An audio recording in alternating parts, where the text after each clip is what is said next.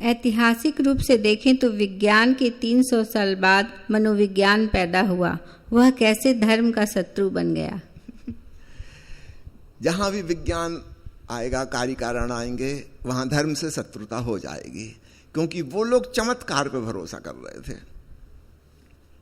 चमत्कार का मतलब है कि there is no cause and suddenly there is effect. जादू कर सकते हैं, चमत्कार हो सकता है।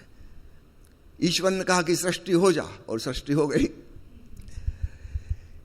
मनोवैज्ञानिक आए, यह भी विज्ञान की ही एक शाखा हो गई। इनके पास हर चीज का जस्टिफिकेशन है। कोई आदमी मानसिक रोग से ग्रस्त हो गया है तो क्यों हुआ? उन्होंने खोजा कि हमारे चेतन के मन के नीचे एक अवचेतन मन है, और फिर इंडिविजुअल अवचेतन के नीचे और कलेक्टिव अनकॉन्शियस है, सामूहिक अचेतन है। वहां से चीजें आ रही हैं। किसी व्यक्ति के जीवन के व्यवहार को हम समझ सकते हैं उसके अवचेतन के द्वारा। उसका बचपन में पालन पोषण कैसे हुआ है, उसकी कंडीशनिंग कैसी हुई है, उसके कैसे संस्कार पड़ गए, उसकी कैसी धारणाएं और पूर्वाग्रह बन गए, उनके अनुसार वह जिंदगी भर चलता रहेगा। और इन चीजों को समझ के हम परिवर्तन कर सकते हैं। तो मनोवैज्ञानिकों ने जो चीज खोजी कि हम मन का विश्लेषण करेंगे, साइको एनालिसिस, और उसके द्वारा हम व्यक्ति की तकलीफों को दूर कर सकते हैं। अब यहां से एक नई मुसीबत शुरू हुई। वो फिजिक्स केमिस्ट्री खोजने वाले वैज्ञानिकों ने ईश्वर को हटाया था, नियम को स्थापित किया था। ये जो मनोवैज्ञानिक आया और इसके चिकित्सा के द्वारा लोग ठीक होने लगे। अब यहां पे वो पोप, पादरी और मिशनरी के प्रोफेशन को ही खतरा पैदा हो गया, क्योंकि ये काम पादरियों का था कि लोग तकलीफ में होते तो उनके पास जाते थे सलाह लेने। सदा सदा से धर्मगुरु, साधु महात्मा यह काम करते आए हैं कि लोग जब किसी मुसीबत में हो वे इनके पास जाएं, इनका आशीर्वाद लें। ये उनके लिए कहेंगे हम आपके लिए, ईश्वर के लिए प्रार्थना करते हैं, ईश्वर आपकी सुनेगा, आपकी तकलीफ दूर हो जाएगी। होती कभी नहीं थी, मगर टाइम पास, इंतजार करो जब ईश्वर की कृपा होगी। इन पादरी से नहीं हुआ तो चलो दूसरे चर्च के पादरी के पास चलते हैं, वो शायद अच्छी प्रार्थना करता हो। इनका टेलीफोन कनेक्शन ईश्वर से हो सकता बंद हो गया हो, दूसरा पादरी के पास हॉटलाइन हो, तुरंत संदेश भेज दे कि हे प्रभु मेरे इस शिष्य पर कृपा कर। एक जाल बिछा हुआ था। लोग तकलीफ में होंगे, दुखी होंगे, परेशान होंगे, कोई भी, वो आएंगे धर्मगुरु के पास। वो सीधे प्रार्थना नहीं कर सकते, धर्मगुरु उनकी खातिर प्रार्थना करेगा थ्रू ए मीडियम, क्योंकि आपका तो ईश्वर से कोई नाता है ही नहीं।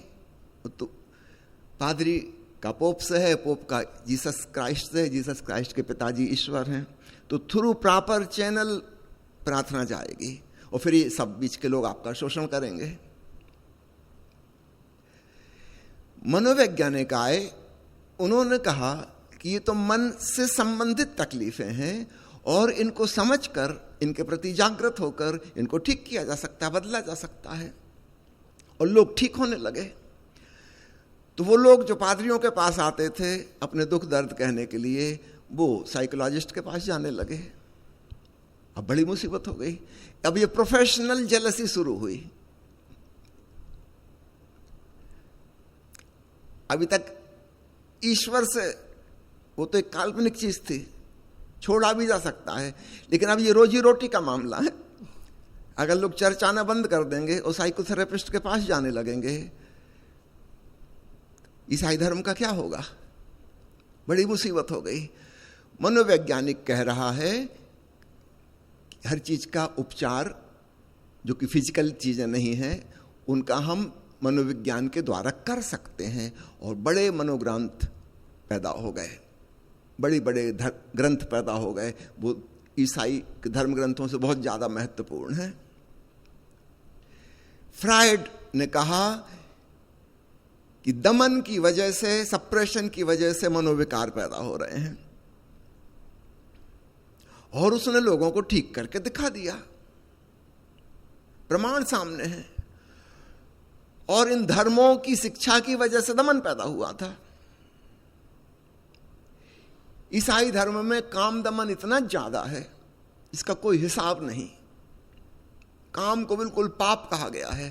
पादरी कभी विवाह नहीं करता, पोप विवाह नहीं करते, उनका ईश्वर भी अविवाहित है।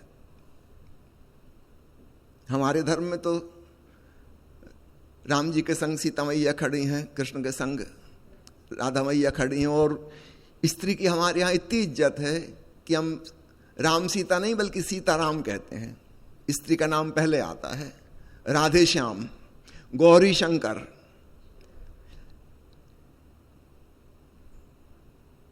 ईसाई धर्म में स्त्री का कोई स्थान नहीं है। देवी जैसी कोई चीज वहां होती ही नहीं। परमात्मा है, परमात्मा का पुत्र। कैसे हो गया पुत्र? ये चमत्कारी लोग हैं। और कुंवारी मां से पैदा हुआ था। काफी शंकास्पद मामला है। कुंवारी मां से पैदा हुआ ईश्वर का पुत्र।